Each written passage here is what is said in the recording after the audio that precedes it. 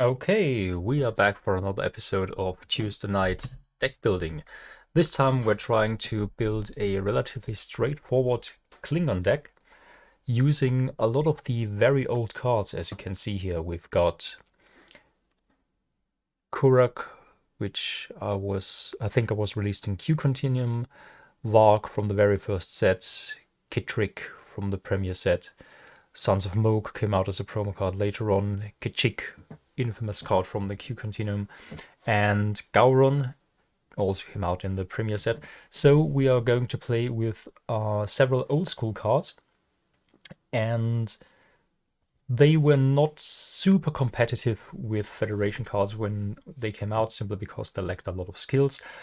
But what we're going to do this time is we're going to use one of the virtual engines that really help make the game better and more balanced, and that is the Continuing Mission engine. This is an important card. If you try and have a look at what the virtual cards offer, this is one, if not the best addition to the game that came out in the virtual era.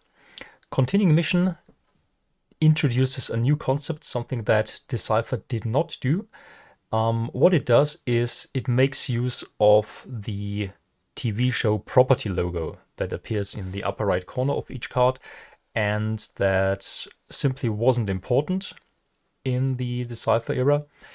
But with the Continuing Mission and similar cards, what they're doing is they are trying to give an advantage if you're playing exclusively with those cards.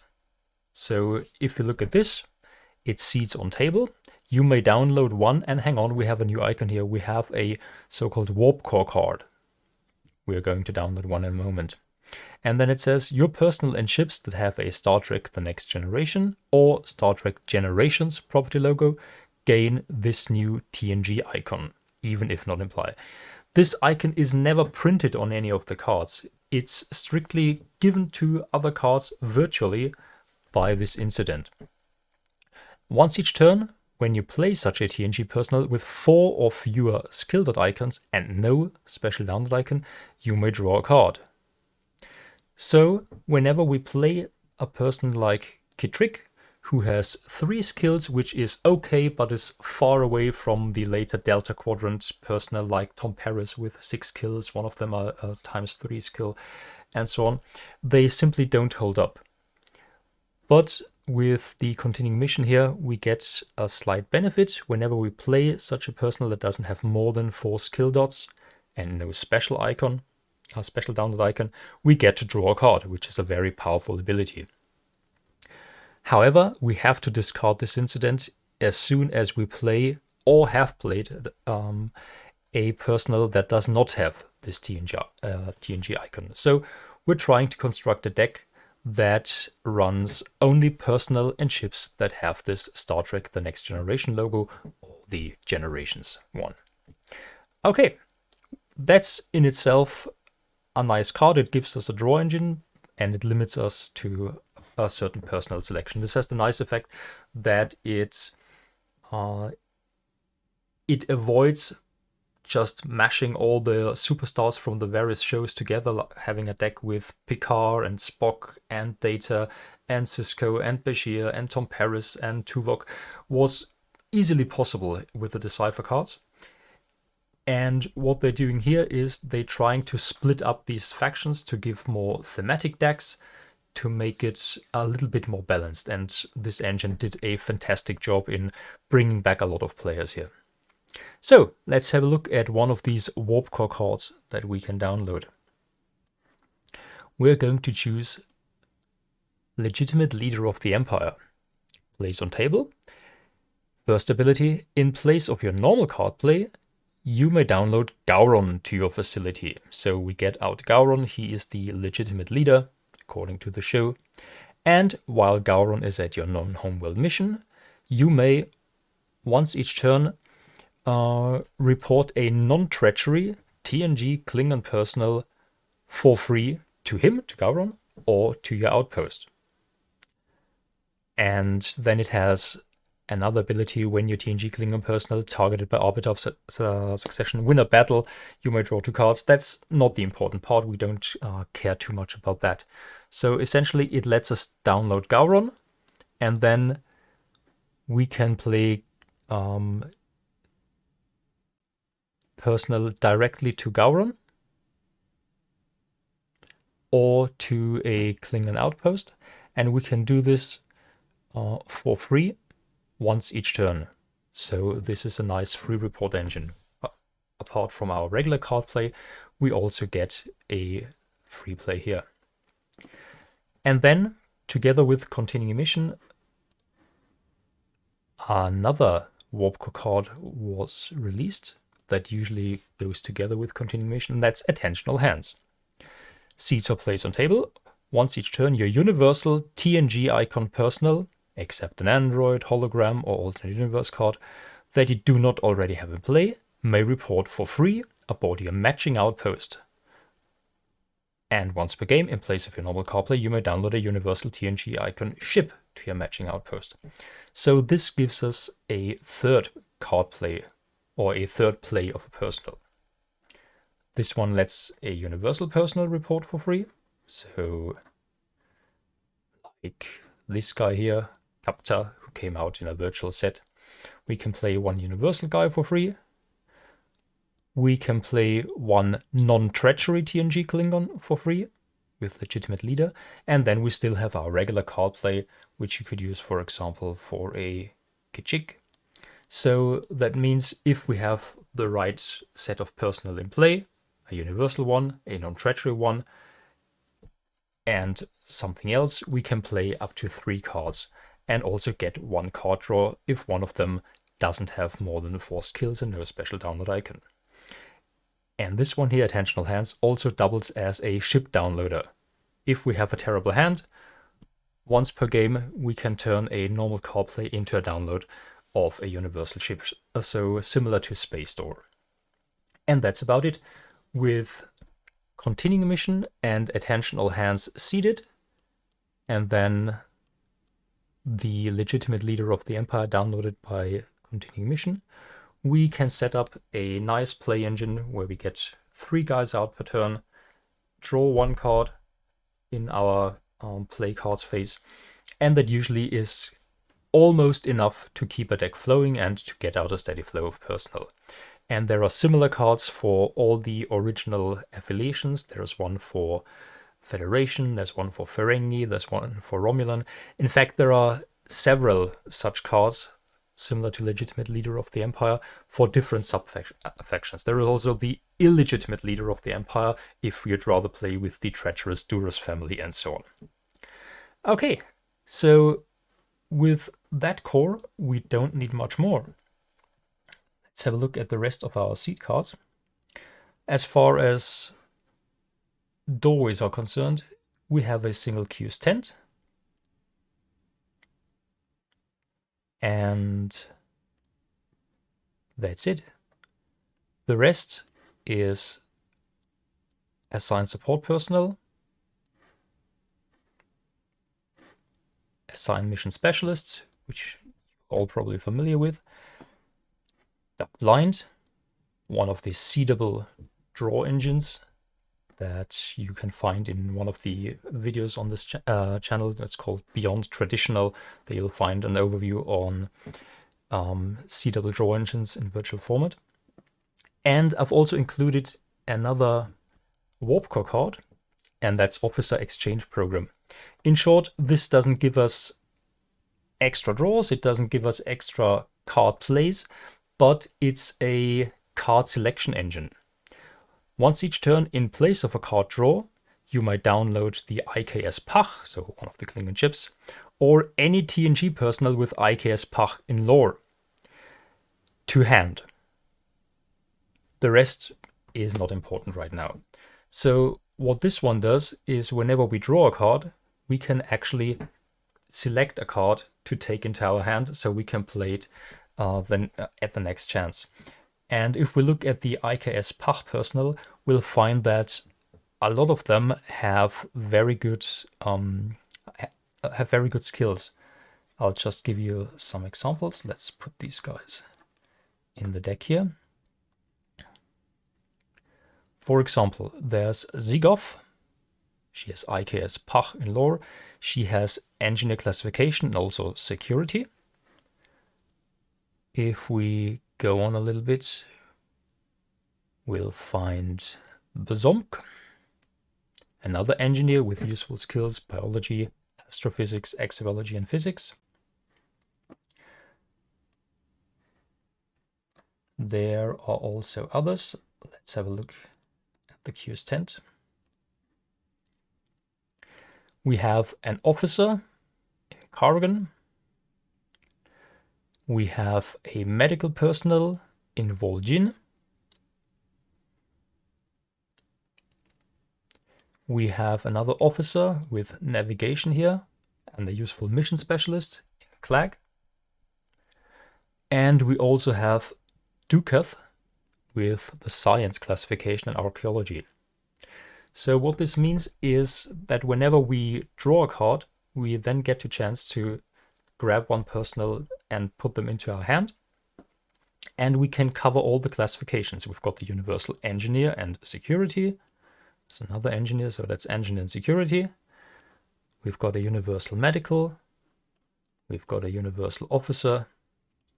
We've got a universal science. So the only classifications that are missing here are civilian and VIP, and they are far less important than the other 5.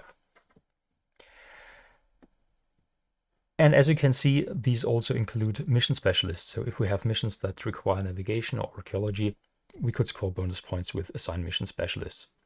So this is a very flexible card when it comes to grabbing the right stuff that you need to pass certain dilemmas that you've encountered.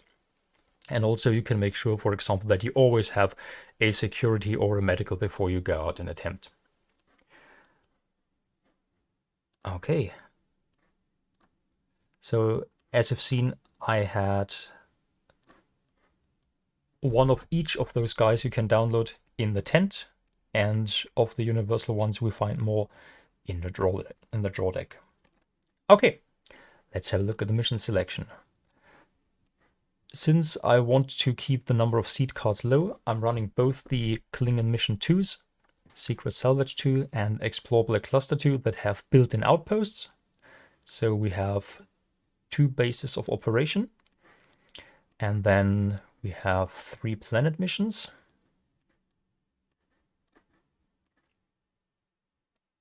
If we look at the planet missions, we'll see that they require navigation and 2 honor, 3 honor and strength, or 3 honor, computer skill, and treachery. So clearly with our mission specialists, we are going for honor. Usually I'm running Vecma and Kalis. We can download them to an outpost with our assigned mission specialists. And that means we can get already 10 extra points if we solve reported activity. We can gain 10 extra points if we solve distress mission, 10 if we solve Kittimer research. And as you've seen, we can also download more mission specialists. If we download Clag, we can have the navigation here as well. So we can bring this single mission here up to 50 points. We can also use him for Seek Remnants. If we go for this space mission here, brings it up to 40. We can also use him for Secret Salvage, bringing it up to 30. So ideally, we can try and pull off a 2-mission win. I'll go into detail in a moment how we do this. Okay, so how do we play this? Usually what I'm trying to do with this deck, if my opponent is running an Alpha Quadrant spaceline, I'll usually try and mix it up a little bit. Let's just shuffle them and take them from the left. So if I put my first mission somewhere in the middle and my opponent is seeding on the left, then I would probably put a planet mission close to here. And then at some point I'll stick a mission into my opponent's territory to hopefully isolate one or more of his missions a little bit. You could even sacrifice a second mission and put it over there, but I usually try to keep at least one of my planets close to one of the outposts. If you want to play aggressive, you can of course also seed one of your outposts in the opponent's territory, even if you don't plan on reporting anything over there, but it will keep them on the toes and worry whether you might switch to attacking at some point. But usually the space line that you want would then look something like this. You have one of your outposts close to one of your planets and also some other alternatives close by. And then you would download your mission specialists to this outpost. Right, we are going to draw our first hand. Let's shuffle the deck, draw 7 cards.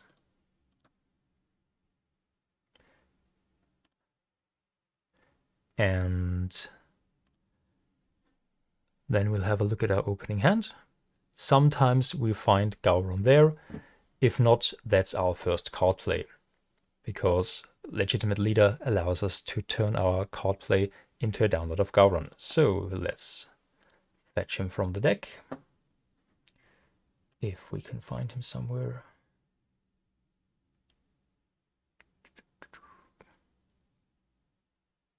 There he is.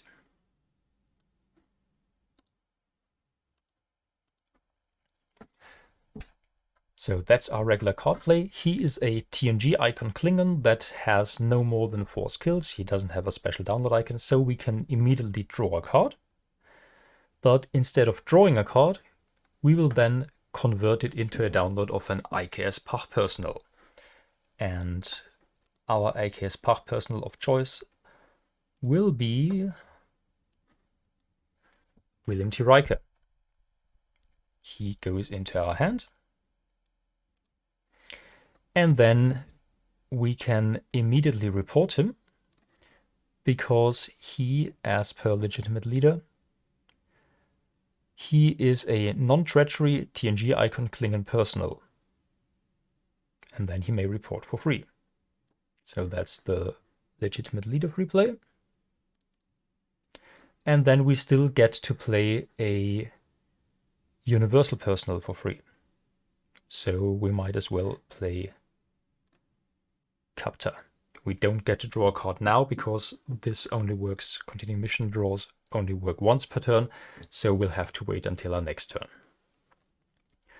Right, what we don't have yet is a ship, but on our first turn we're not going to do a lot. Now, at the end of the turn, at the moment we get to draw 1 card, and if you look at Officer Exchange Problem, it says once each turn we may convert this. So at the end of the turn, we may not immediately do it again if we've already converted a draw into a download like we did for Riker here. So let's just draw our regular card and then start the second turn. Now we probably want to grab a ship. If we don't have one in our hand, looks like we don't for the moment. So with attentional hands, we can now, in place of our normal card play, download a universal TNG icon ship to our outpost. And for that purpose, we have a bird of prey in the tent. So that is going to be our regular card play. Then we can play a universal personal for free. So let's play Bezomk. We draw a card for him. We can then convert this into a download. So at this point, I usually like to have a look at the skills we've got in play. There's Engineer, there's Medical, VIP, Officer, Science Engineer. So as you can see, what's missing is a Security. So at this point, I'm going to convert the card draw into a download of the IKS Pach Personal that has Security. That goes to hand. And then we can immediately play her. Sorry, no, we can't actually do that because she has treachery, so that doesn't work. We have to save her for the next turn. But we can play, for example, Commander Kayla. She's got honor, no treachery. We still haven't used a download on our second turn, so this is the moment where we get rid of the assigned support personnel to download one. Unfortunately, we've drawn into the one we usually want to play, so we could find a different one, but just to show you how this would normally work, we would download the support personnel Varg because he has anthropology. And then we fly the IKS Cabot over to the planet where we seeded Duck Blind. And then from now on, we can have Varg with anthropology and Riker with anthropology generate another extra end of turn card draw. The others could go out and attempt the mission now. I usually try and keep Gowron safe. And also the mission specialists are often held back unless you happen to have Klingon Death Yells in hand, as we do at the moment, because then when they die, we can at least score points, and scoring 5 points when they die is basically the same as using the 5 points, or using their skill and grab 5 mission specialist points, so that's not too big of a risk. And we're trying to get away with a 2 mission win anyway. So we could immediately start attempting.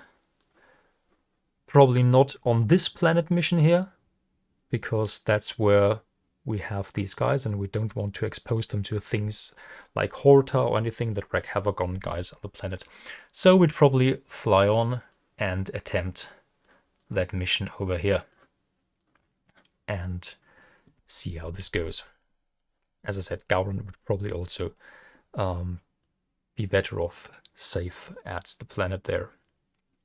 Okay, at the end of the turn, we could draw 2, and then this is how our following turns would look.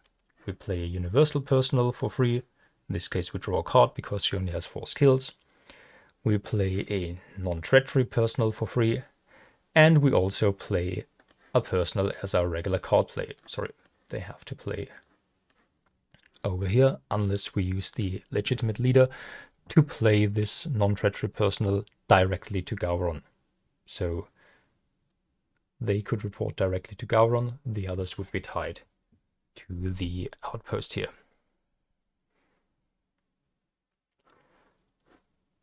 As you can see, there is now a space-time portal in our hand that we can play in order to allow us to play alternate universe icon cards. And this is most important for Kichik here, because she allows us to select any one skill when reporting for duty and then change it. And since this deck doesn't have too many things in the way of skill cheating, she is essential to the deck. There are at least 2 copies in the deck, I think maybe 3, to make sure that we can select a certain skill that we simply don't have or don't have enough copies of. And the rest of the deck is pretty straightforward. There is a new objective in here, Ancient Citadel. This is just a draw engine. Plays on, we're looking at the second function here. Plays on your crew or away team with at least 4 honor personnel, or 4 Klingon TOS security, which we don't have. 4 honor we easily have, because we start with Vecma and Kalis, who already have a combined 3 honor, and on our first turn we download Gowron, so that's already an away team that has 4 honor. And then we just played on that away team to draw 3 cards. So it's basically the same as Kibas Farjo, with the downside that you need 4 security together, but with the upside that it cannot be cancelled because it's not an event.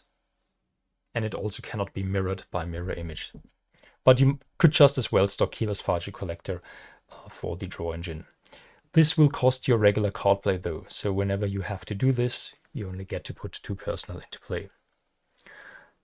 The rest are mostly personnel and ships. There are a couple of beefier ships like the Vorsha and the Bortas in there. There's also another bird of prey. There are a couple of new virtual cards, like the Klingon version of Jean-Luc Picard,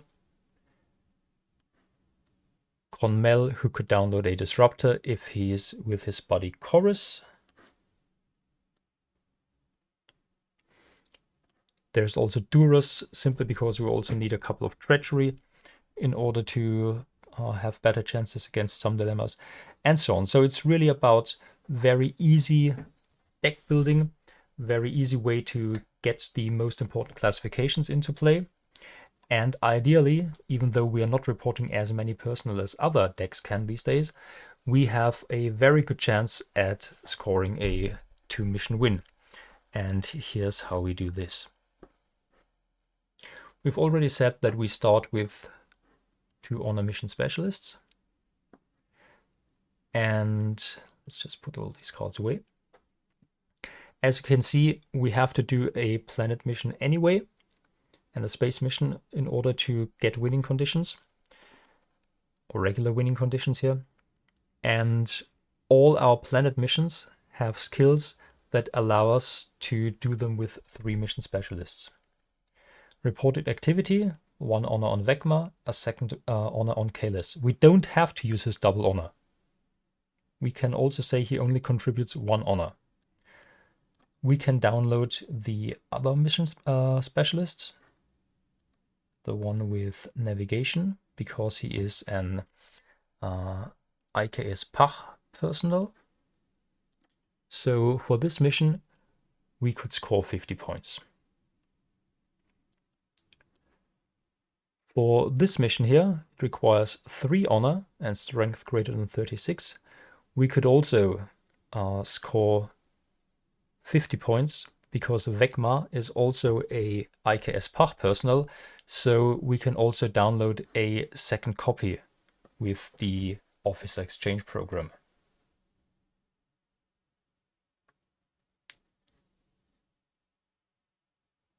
Don't see here, but there should be a 2nd copy in the deck list. When I put it up later on, you should see it.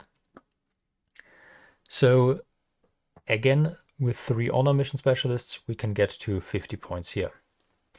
And the same is true for Kittimer Research, also 3 honor. We can do this one for 50 points too. So wherever we go, we make sure that we score 50 points from the planet mission. If one of our mission specialists dies, of the honor mission specialist dies, that's not a big deal, because usually we will play a Klingon Deathiel from hand. There are multiple copies in the deck, so we get those 5 points that way. So that brings us to 50. We said we have this mission, printed 25, plus a navigation mission specialist we can download. That's 30. That mission can also go only to 30 because we don't have the mission specialist for stellar cartography or leadership. And Seek Remnants would be good for potentially 45 points because we've got a navigation and an archaeology mission specialist. But that's probably the mission that our opponent will target with slightly better dilemmas. Usually you will find people seeding very lightly under the lower point missions, maybe even a point loss dilemma or something like that. But even if we only score 30 from here or 30 from here, we can still get to 100 with 2 missions. And the way this works lies in our last seed card. Let's just say we've scored 30 from that mission, and we had 50 with the mission specialist from that mission. And then hopefully we can grab the 1 artifact we've seeded, and it's the good old Betazoid gift box. Upon completing the mission, it allows us to immediately look through our deck for up to 30 seconds and choose 3 cards to place in our hand. And then this artifact is discarded. What we are going to download is Arbiter of Succession, Particle Fountain, and a Klingon Deathiel. And then we will have a look at these cards they are put in our hand. And then we'll do some beaming. Arbiter of Succession says, 2 strongest Klingon leaders at one location battle. Place on winner to score points. So usually what we do is we try to put somebody who is a leader.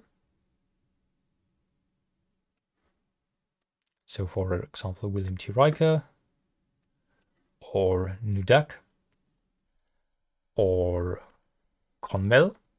So they are all leaders because they have officer or leadership. And we want somebody who has honor. So Conmel would be a good choice. And we try to isolate them at a mission with Gowron. We just use a ship to fly them to a mission where we don't have any other leaders. And then we play the Arbiter of Succession on them. They battle. Gowron has strength 9. Conmel has strength 8. Gowron wins. We put the Arbiter of Succession on him. That's now worth 10 points. And if they battle, that means one of them can be mortally wounded. Gowron has 9, so he mortally wounds Conmel. And then Conmel dies.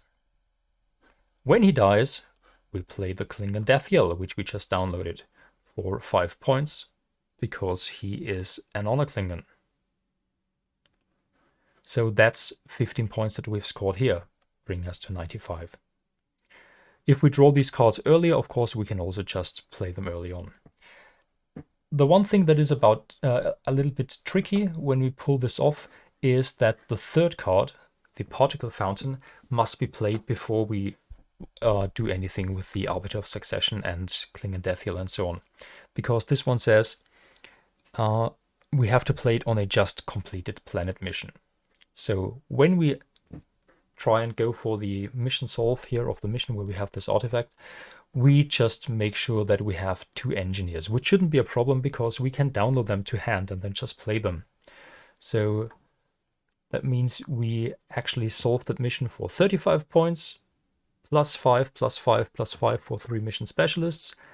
Then we use this artifact to download, among others, the Particle Fountain, immediately play it because we have made sure that we have brought 2 engineers along.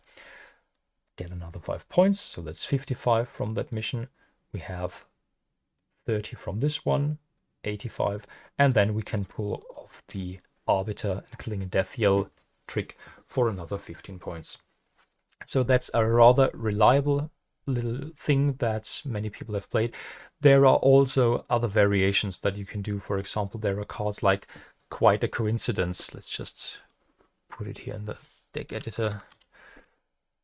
Quite a Coincidence. We can seed it on the table, placed on a personal just played. When personal is killed, discard event to score points. So we can play this as a hidden agenda. And then when we play an honor Klingon that we think we will later on kill for points and glory, we can just target him with Quite a Coincidence. So when that personal eventually dies, we score another 10 points. So with more seed cards, we could make this even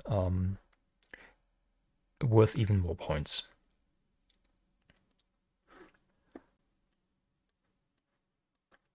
Right, so in total, these are only 8 seed cards, meaning we have a lot of room for dilemmas, 22 dilemma slots. So that gives us a very good selection of cards. Usually what I'm trying to do when I run this many dilemmas is I try to put combinations of 4 cards under 5 missions, ideally including some point loss, and then just close one mission with the dead end and hope that my opponent doesn't run anything to nullify the dead end. So this is just a selection of generally good dilemmas. Let's just say the one mission that we don't want them to complete anyway has the dead end and maybe as a backup the love interest or garbage cow behind it or in front of it. And then all the other 5 missions would be heavily seeded with useful dilemmas. For example,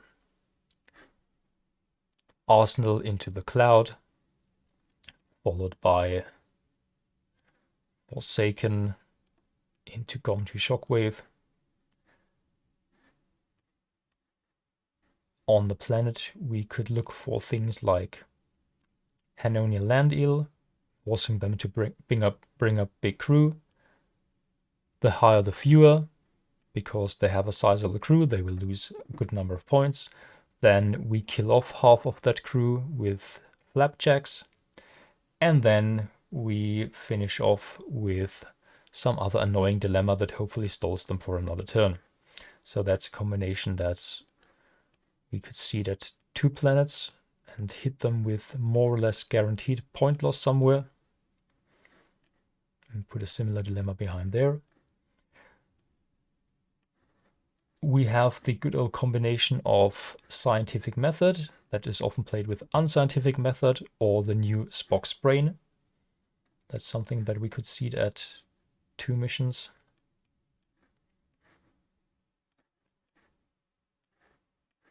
Put a lack of preparation in front, behind, or wherever.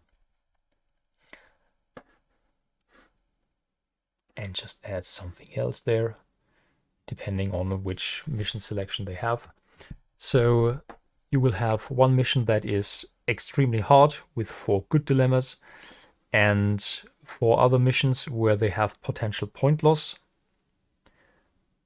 So they will still have to work through 3 proper dilemmas, lose some points, and hopefully make them do 1 more mission than they would usually do.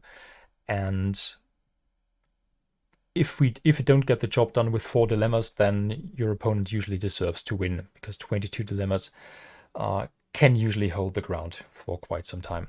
But that is very flexible. You can just have a look at deck lists on TrackCC and see which dilemmas are popular or which dilemmas are played so often that everybody plays around them. But there are these are pretty much standard dilemmas and nothing that would surprise anybody. What you can try and pull off are things like rules of obedience. It kills the personnel with the highest integrity or fewest icons. And then after that initial kill, to get past requires geology and double honor, or to security or to treachery, or smiley, so a very specific personnel. What is often done is that when people run into this, they will be stopped, because they don't always have the double treachery or double security left. And then when they attempt next, they try to minimize the damage by arranging a crew or an away team so that an expendable personnel is the only option to be killed here. And all the good guys that have the skills for the second part, for the wall part of the dilemma, can get through or cannot be killed. So this is often done with 3 or 4 personnel then. And what you want to do is seed this at a mission that doesn't have the wall part in its requirements. So for example, a medical heavy mission, and then surprise them with lack of preparation behind that. Lack of preparation is a dilemma that is often used as the lead-in dilemma to something, to seed or to set up a damage dilemma or a dilemma that kills a lot of guys. But you can also try and sneak it in after a dilemma that encourages your opponent to bring in a small crew that hopefully then doesn't have the skills to do the mission in addition to what it needs to get through this little wall dilemma here. And this works surprisingly often. I've had people curse at me with very colorful metaphors for running this. And it also is another stop.